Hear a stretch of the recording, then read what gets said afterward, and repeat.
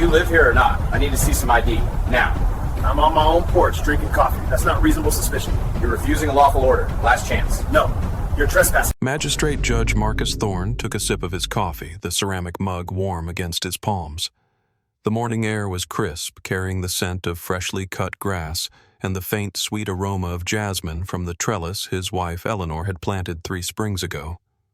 On the small wrought iron table beside him lay the latest issue of the Harvard Law Review and a pair of reading glasses. Marcus wasn't thinking about the law this morning.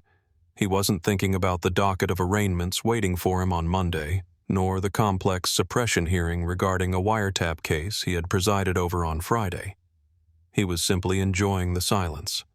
At 62, with his hair graying at the temples and his movements becoming more deliberate, he cherished these quiet pockets of time before the world demanded his judgment.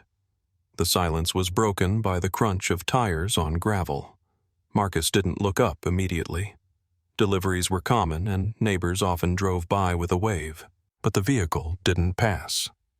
The engine idled, a low, ominous hum that Marcus had heard too many times in his courtroom testimony recordings. He set his coffee cup down slowly, marking his place in the journal, and lifted his gaze.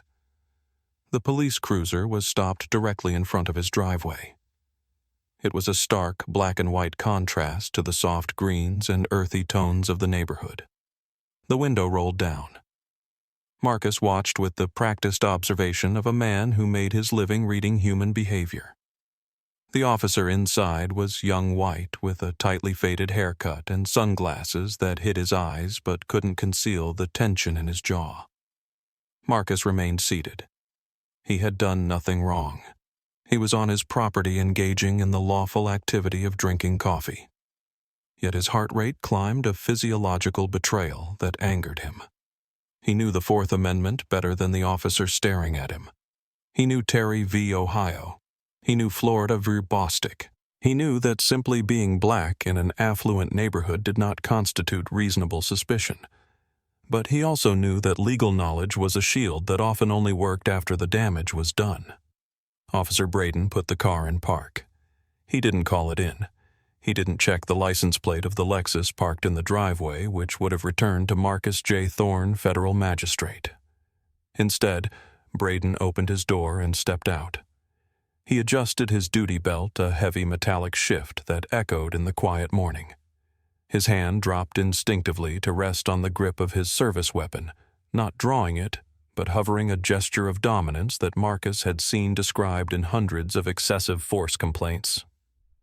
"Morning," Braden called out, though the tone wasn't a greeting, it was a challenge. He began walking up the long paved driveway, bypassing the public sidewalk and entering the curtilage of the home without invitation.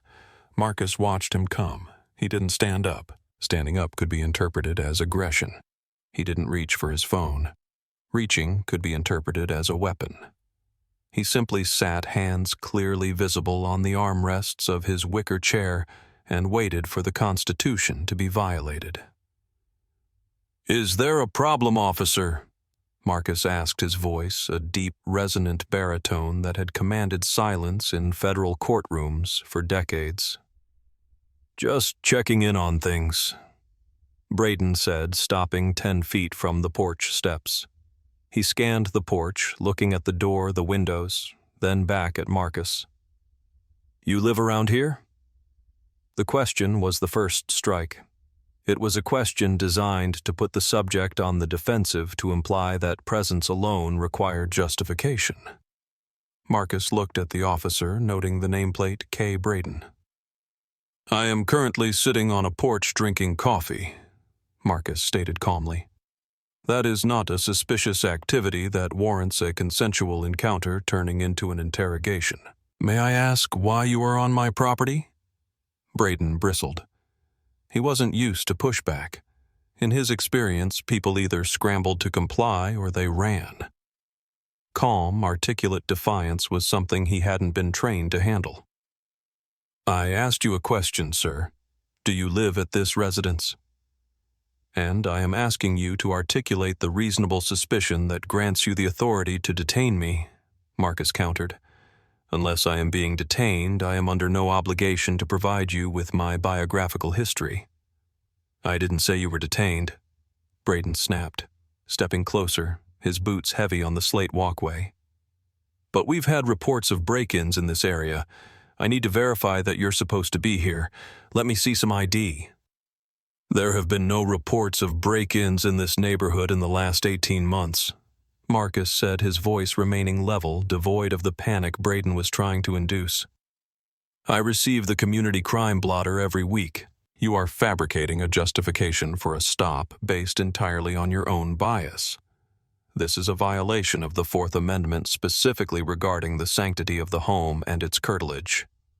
Officer Braden's face flushed a deep, angry red. The morning sun reflected off his sunglasses, making him look robotic, unfeeling. He wasn't listening to the words. He was reacting to the tone. To him, this wasn't a citizen asserting rights. It was a suspect challenging his authority. The power dynamic he relied on was being inverted, and he didn't have the emotional maturity to de-escalate. "Listen, pal," Braden said, his voice dropping an octave, becoming rougher. "I don't need a law lecture from you. I'm conducting an investigation. Now, for the last time, produce your identification or we're going to have a problem." Marcus's mind raced through the legal precedents. Hebel v. 6th Judicial District Court of Nevada. Stop and identify statutes. This state had one, but it required reasonable suspicion of a crime. Sitting on a porch was not a crime.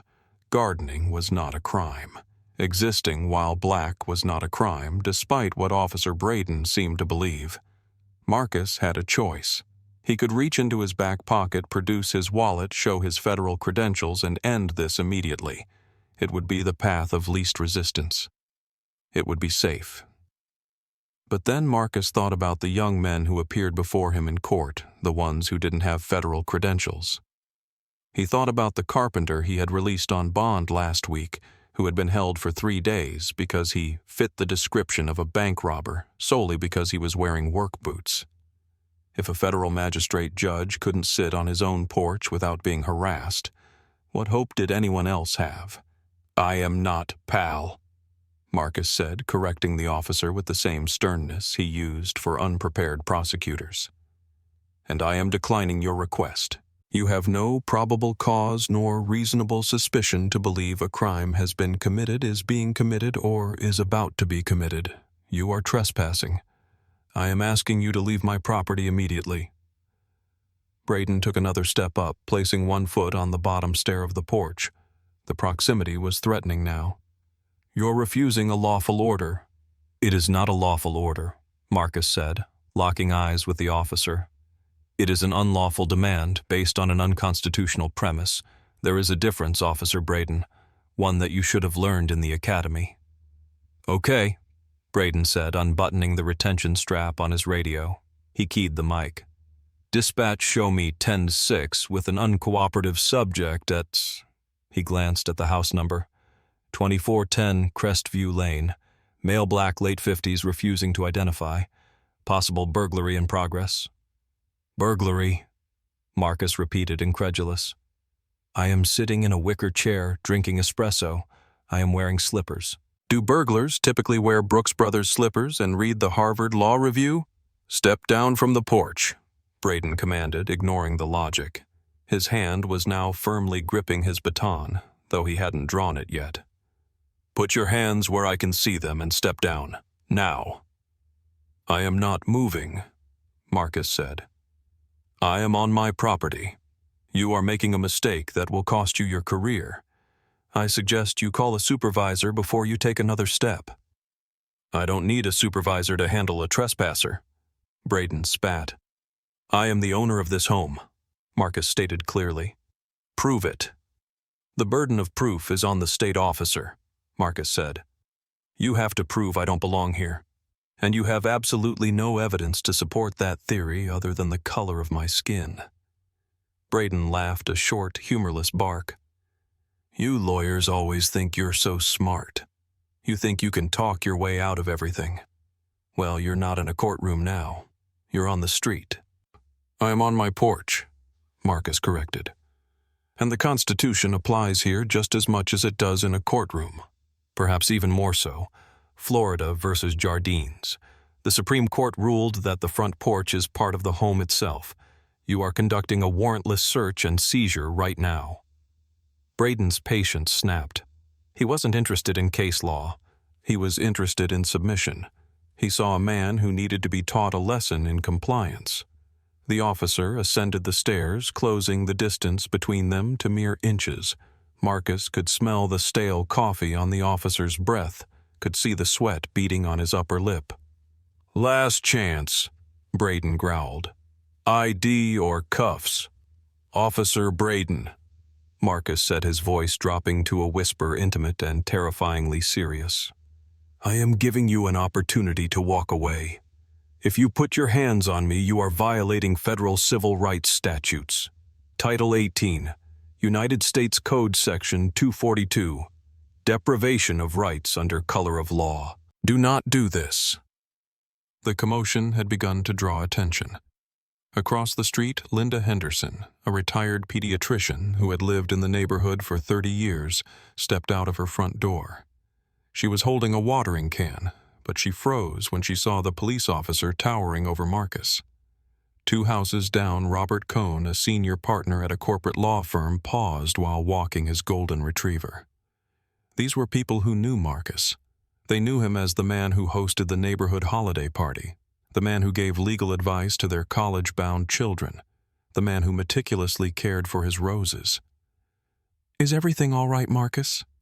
Linda called out, her voice trembling slightly. She walked down her driveway, approaching the street. Officer Braden spun around, pointing a finger at her. "Ma'am, stay back. This is an active investigation. Back inside." "Investigation?" Linda looked confused. "That's Judge Thorne. He lives there." Braden froze for a microsecond. The word judge hung in the air like a guillotine blade waiting to drop. But adrenaline and confirmation bias are powerful drugs. Braden's mind rejected the information. Judge, no way. Judges didn't look like this. Judges didn't wear sweatshirts on Sunday mornings. The neighbor must be mistaken or lying to cover for him. He turned back to Marcus, his resolve hardening rather than crumbling. If he backed down now in front of an audience, he would look weak. He would look like he had lost control. "Your neighbors can't help you," Braden sneered at Marcus. "Judge, huh? Is that your street name?" Marcus looked at Linda and gave a small, reassuring nod. "It's all right, Linda. Please take out your phone and record this. Do not interfere physically. Just record." "Don't you tell her what to do!" Braden shouted. "Ma'am, if you interfere, you'll be arrested for obstruction. She is on public property," Marcus said, his voice cutting through Braden's shouting. "She has a First Amendment right to record police activity in a public space. Glickvis Cunnif. You are compounding your errors, officer. Every word you speak is increasing the liability for your department." "Stand up!" Braden yelled, reaching out to grab Marcus's arm. Marcus didn't pull away, but he didn't help. He let his arm be grabbed. The coffee cup on the table rattled as the table was bumped. "I am not resisting," Marcus stated loudly for the benefit of Linda's phone and the officer's body camera. "I am stating for the record that I do not consent to this contact. I am being seized without probable cause." "You're being detained for obstruction of justice," Braden said, hauling Marcus up from the wicker chair. The chair scraped loudly against the wooden floorboards of the porch. "Refusing to answer questions is not obstruction." Marcus said, his body going rigid but not fighting back. There is no statute in this state that criminalizes silence during a consensual encounter. You are inventing crimes to justify your anger. Braden twisted Marcus's left arm behind his back, applying a joint lock that was technically compliant with use of force policies but entirely unnecessary for a 62-year-old man in slippers. Pain shot through Marcus's shoulder, an old tennis injury flaring up instantly. He gritted his teeth but refused to give the officer the satisfaction of a cry. "Stop resisting," Braden shouted, a mantra trained into him to justify force on the recording. "I am not resisting," Marcus repeated calmly, though his breath was coming shorter now due to the pain. I am standing still. You are hurting my shoulder. I have a prior injury. Should have thought of that before you decided to be a smartass. Braden muttered. He reached for his handcuffs. The metallic ratchet sound of the cuffs closing was loud in the morning air. Click, click, click. Robert Cohn, the lawyer with the dog, was now standing at the edge of the driveway. "Officer," he shouted, "do you have any idea who you are arresting? That is a federal magistrate judge." Braden looked over his shoulder, sweat dripping down his forehead. "Back off. I don't care who he says he is. He refused a lawful order." "He doesn't have to show you ID on his own porch," Robert yelled back. "I'm an attorney. You are violating his civil rights right now." "Then you can represent him in court," Braden retorted. He shoved Marcus forward, forcing him toward the stairs. "Let's go." Marcus stumbled slightly as he was pushed down the steps of his own home. He regained his balance, walking with his head high despite the hands cuffed behind his back. He looked at Linda, who was weeping as she held her phone up. "Call Eleanor," he said softly. "Tell her I've been arrested. Tell her to call the chief marshal." "Shut up," Braden said, pushing Marcus's head down as they reached the patrol car. "Get in." The back of the cruiser was cramped. The hard plastic seat was designed for easy cleaning, not comfort. It smelled of industrial disinfectant and old sweat. Marcus sat awkwardly, his shoulders screaming in pain. The door slammed shut, sealing him in. Through the plexiglass divider, he watched Officer Braden walk around the car, chest puffed out, adrenaline pumping. Braden got into the driver's seat and slammed his door. He didn't look back at Marcus. He just put the car in gear and drove away, leaving the peaceful Sunday morning shattered behind him. The drive to the precinct took 15 minutes. They were the longest 15 minutes of Officer Kyle Braden's life, though he didn't know it yet. For Marcus Thorne, they were a time of intense mental cataloging. He closed his eyes, blocking out the humiliation of being caged in the back of a police car, and focused on the facts. He memorized the time of arrest. He memorized the speed at which Braden was driving. He memorized the specific accusations made. Braden was silent in the front seat. The adrenaline was beginning to fade, replaced by a creeping sense of unease. The neighbors had been so sure. Federal magistrate judge. The way the man spoke, it wasn't the jailhouse lawyer jargon. Braden was used to hearing from repeat offenders. It was precise. It was academic. It was authoritative. Braden glanced in the rearview mirror. The man in the back wasn't kicking the door. He wasn't screaming profanities. He was sitting perfectly still, staring out the window with a look of profound disappointment. Braden picked up his radio. "Dispatch 1015. En route to the station with one male. Obstruction and disorderly conduct." He added the second charge on the fly, realizing that obstruction alone might be thin. "Copy 1015. The dispatcher replied. Marcus spoke for the first time since entering the car. "Officer Braden, you have a body camera. Is it recording?" "Yeah, it's recording," Braden said, his voice less confident than before. "Good," Marcus said. "I want to state for the audio record that I requested you to check my identity before leaving the scene. You refused. I informed you of my medical condition regarding my shoulder. You ignored it. I informed you of my status as a federal judicial officer. You dismissed it. Every minute that I am in these handcuffs is a separate, actionable offense." "You can tell it to the judge," Braden muttered, falling back on the cliché. "I am the judge," Marcus replied.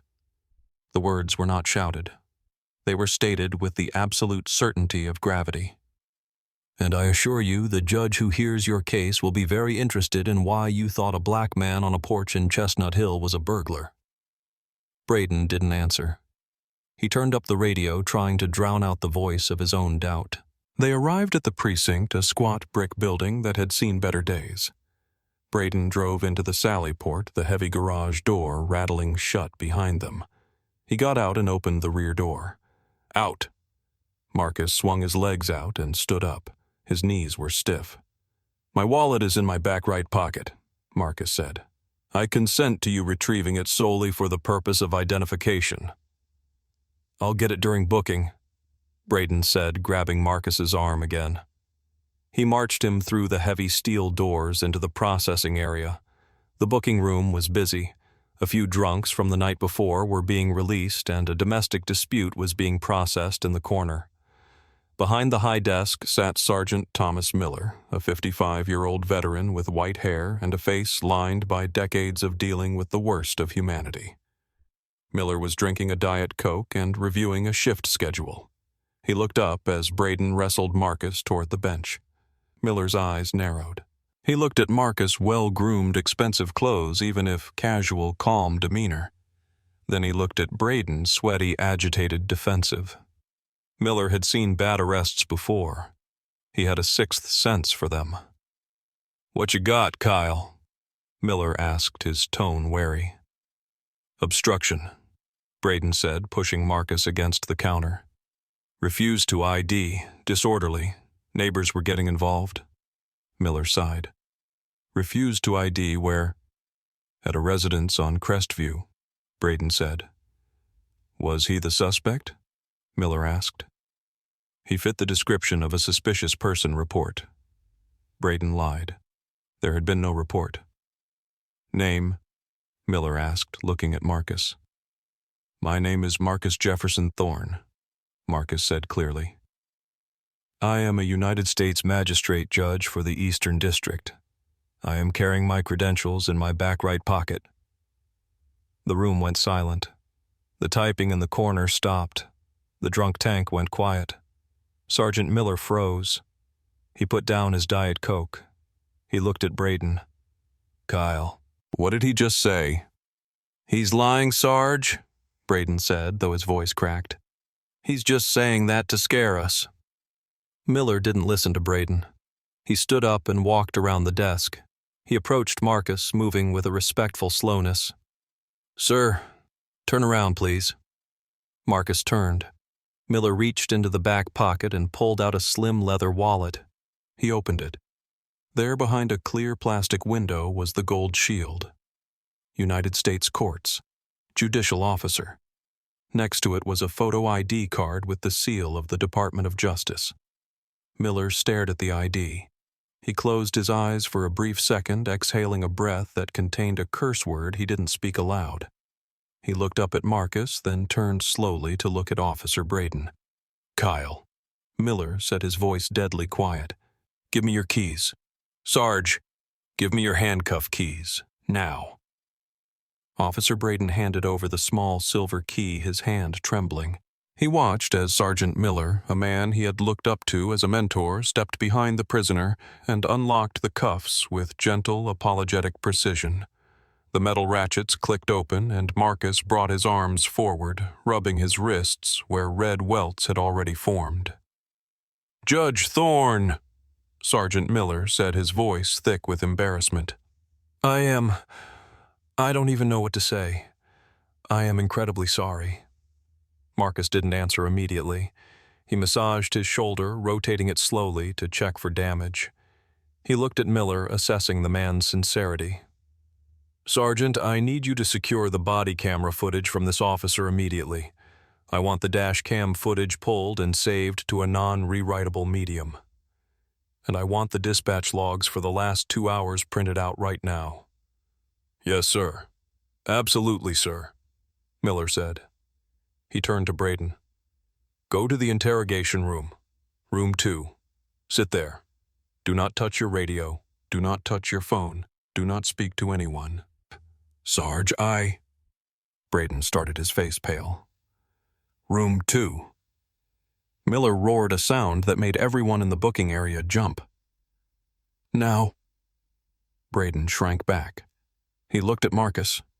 Really looked at him for the first time and saw the ruins of his own future reflecting in the judge's eyes. He walked away, head down, stripping off his sunglasses. Miller ushered Marcus into his office, offering him the chair, the good chair, not the one for suspects. "Can I get you some water? Judge, coffee, anything?" Water would be fine, Marcus said, sitting down heavily. The adrenaline was leaving him, and the pain was setting in. Miller brought a bottle of water. I've called the commander. He's on his way in. He lives 20 minutes out, but he'll be here in 10. Thank you, Marcus said. He took a sip. Sergeant, that officer, he lied to you. He told you there was a suspicious person report. There wasn't, was there? Miller hesitated, glancing at the computer screen on his desk. He typed a few keys. The dispatch log for the morning came up. It was empty of calls for the Crestview area until Braden's self-initiated stop. No, sir, there wasn't. He profiled me, Marcus said flatly. He saw a black man in a nice house and decided I was a criminal. He came onto my property, harassed me, assaulted me, and kidnapped me. And he did it with a terrifying level of confidence. I know, sir, Miller said, looking down at his desk. We're not all like that. I know you're not, Marcus said. I've signed hundreds of warrants for good officers. I've sent criminals to prison based on the work of good officers. But you have a cancer in this department, Sergeant. And today that cancer tried to operate on the wrong patient.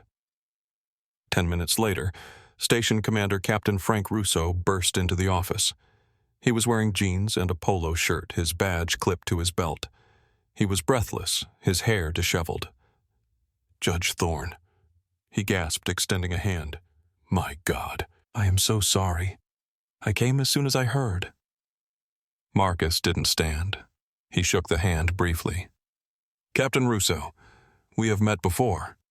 At the Bar Association dinner last year. Yes, I remember, Russo said, wiping sweat from his brow. Judge, please tell me you're okay. Do you need medical attention? My shoulder is injured, Marcus said. I will be seeing my own physician.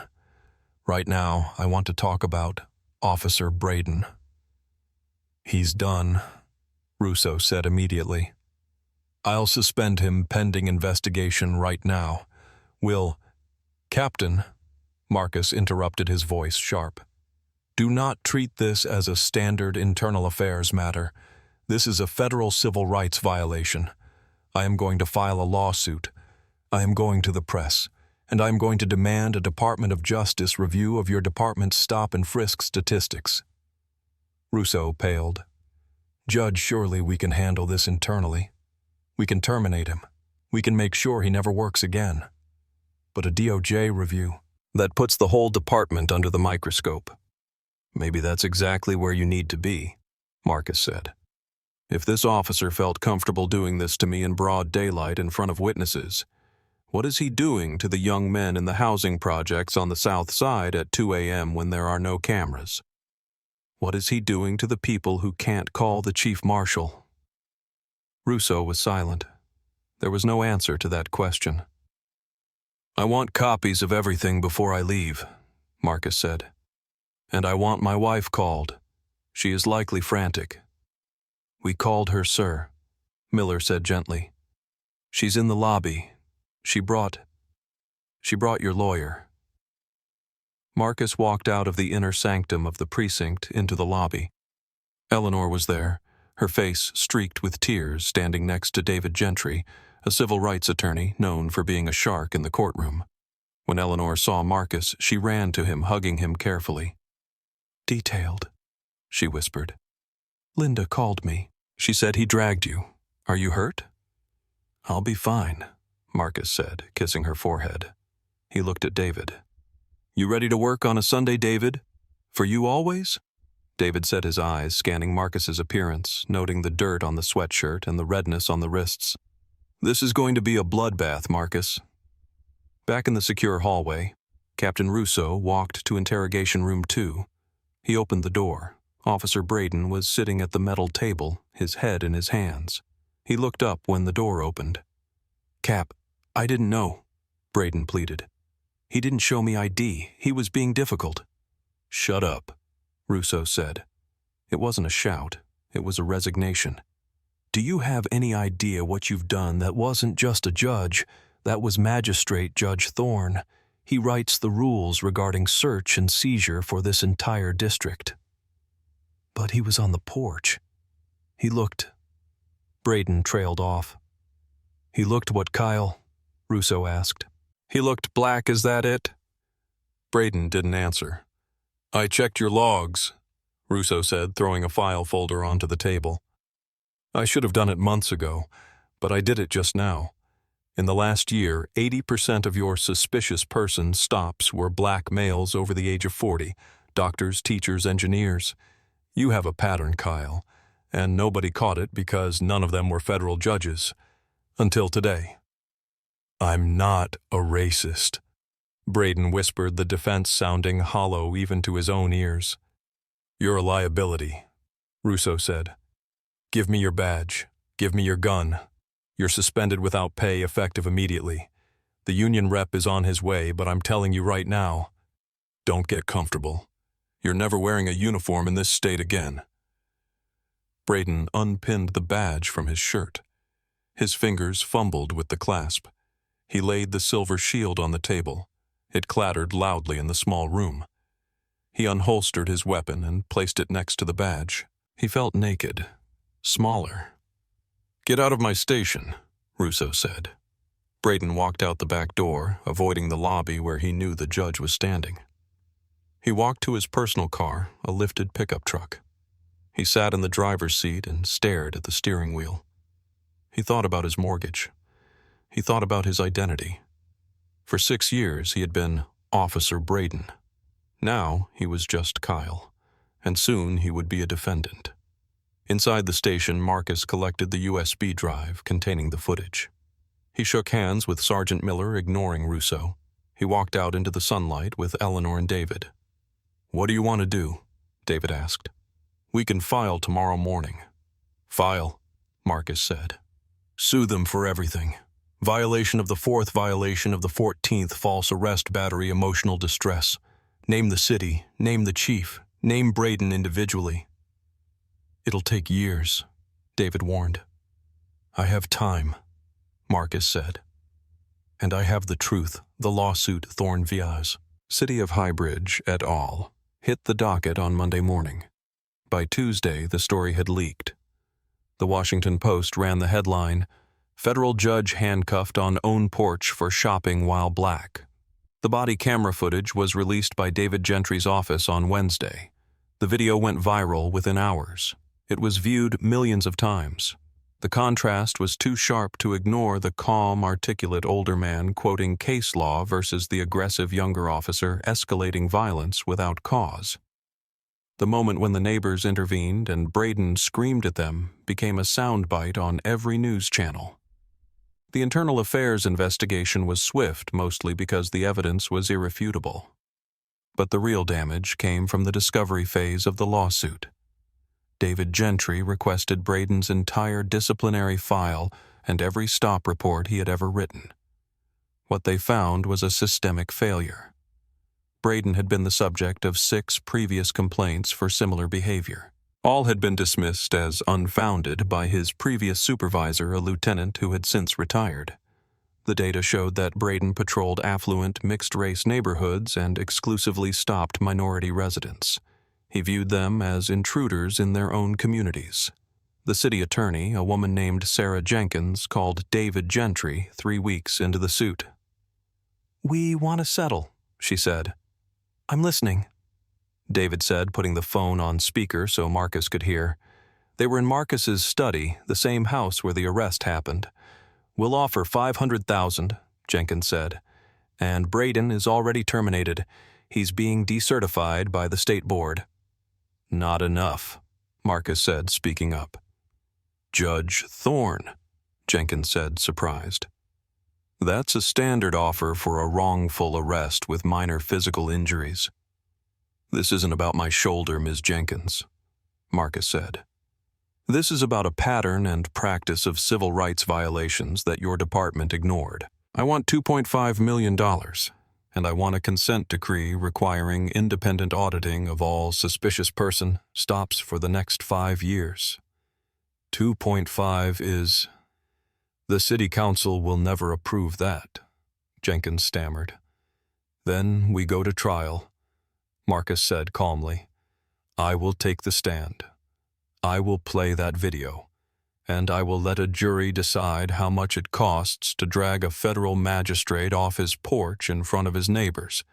And Ms. Jenkins, you know the jury pool in this district. They don't like bullies. There was a long silence on the other end. I'll call you back, Jenkins said. 2 days later, the city agreed.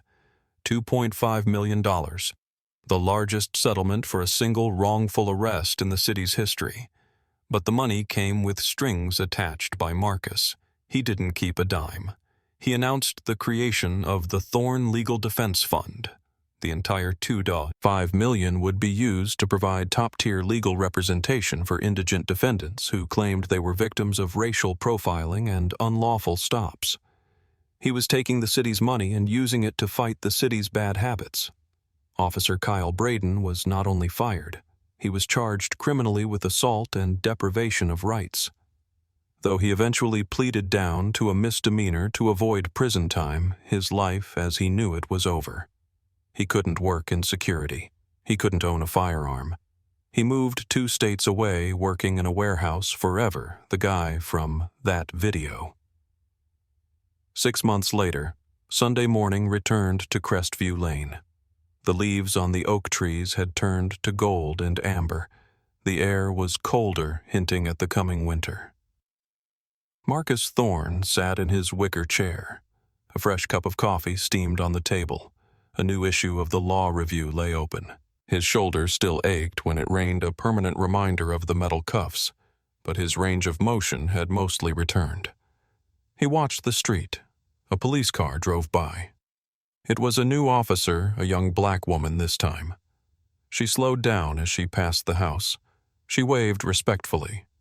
Marcus nodded back. It was a victory. He had won. He had exposed a bad cop forced policy changes and created a fund that was already helping dozens of people. He had received letters from across the country thanking him for his courage. But as the patrol car disappeared around the bend, Marcus didn't feel triumphant. He felt tired. He picked up his coffee cup, his hand trembling just slightly, not from age, but from a residual trauma that no amount of legal expertise could fully erase. He looked at the spot on the driveway where Braden had stood. He replayed the conversation in his head. You live around here? Marcus set the cup down. He thought about the outcome. He was a federal magistrate. He knew the law. He had wealthy neighbors who were lawyers and doctors. He had the chief of police on speed dial. He had every advantage a citizen could possibly have. And it still happened. The terror of that thought lingered in the silence of the porch. If it could happen to him with all his power and privilege, what chance did a 19-year-old kid in a hoodie have? What chance did the mechanic driving home from a late shift have? He had won the battle, but the war was vast and ancient. He realized that his robe, his gavel, his title, they were just costumes. Underneath, in the eyes of men like Kyle Braden, he was just a body to be controlled. Marcus closed the Law Review. He didn't feel like reading about justice today. He just wanted to sit on his porch in his home and breathe the air of a freedom that felt a little more fragile than it had before. This story is a reminder that authority without accountability is tyranny. Even those we trust to uphold the law can become victims of its abuse when bias blinds the enforcers. Justice was served for Judge Thorne, but his story forces us to ask how many others are sitting in cells right now simply because they didn't have the power to fight back. What would you have done if you were in Judge Thorne's position on that porch? Would you have shown ID to avoid the hassle or stood your ground for your rights? Let me know in the comments below. And if you believe that we need more accountability in law enforcement, please like this story and share it.